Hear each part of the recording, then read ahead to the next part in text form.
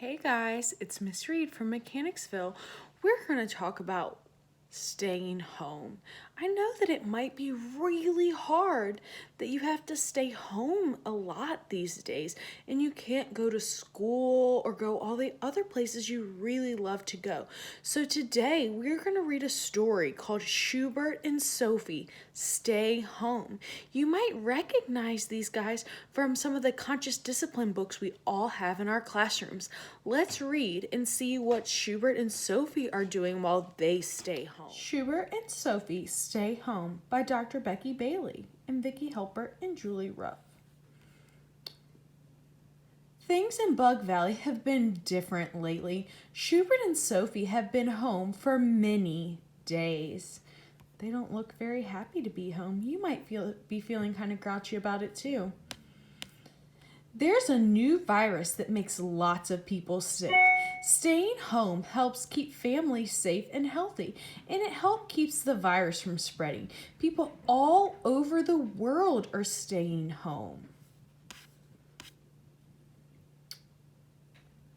The first few days at home together were fun for Shubert and Sophie. It was kind of like spring break or a snow day.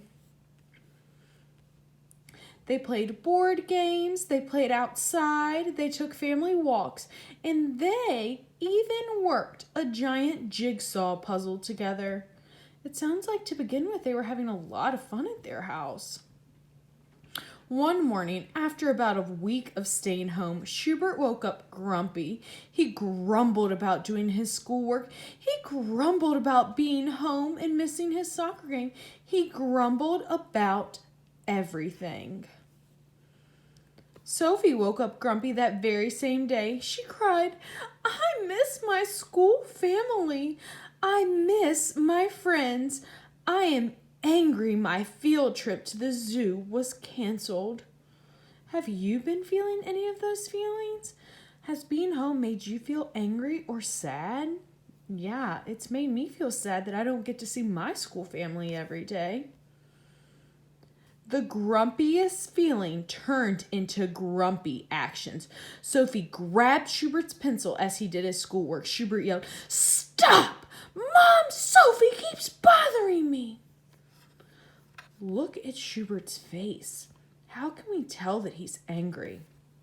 His face is turning red, his eyes are furrowed, and his mouth is in a sad, downturned motion.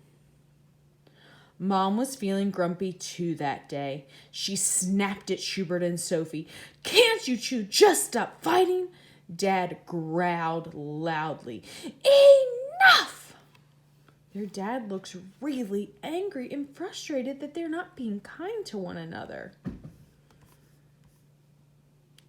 It was like the whole family had forgotten how to solve problems. They forgot how to ask for a turn. They forgot how to use their big voices. They even forgot how to take a deep breath and belly breathe. Some days staying at home was hard.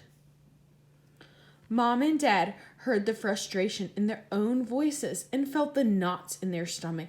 They looked at each other and then both took 3 deep breaths together. Let's take 3 deep breaths.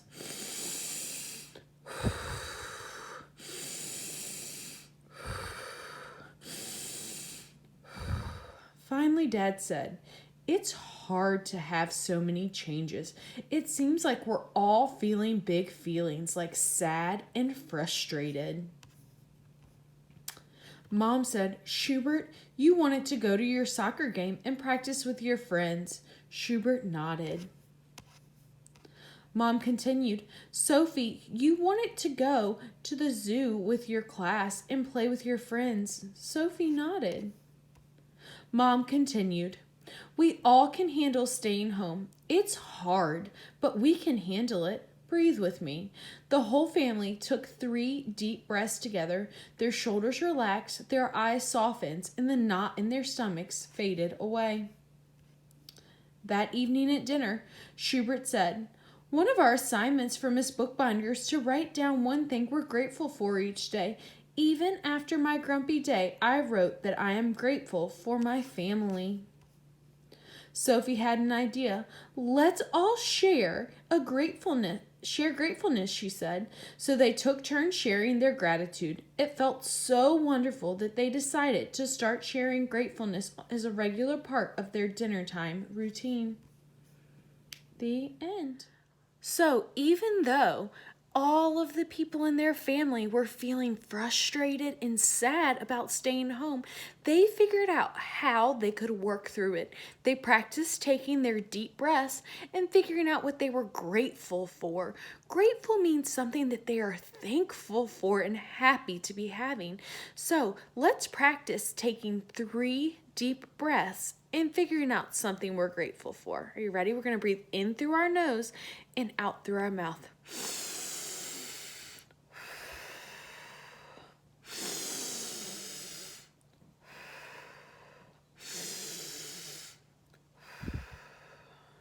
I feel much more relaxed. Something that I am grateful for is that I have a warm house and I'm able to still see my school family on Zoom and on FaceTime. And I am so happy that I can still see my friends and school family in that way.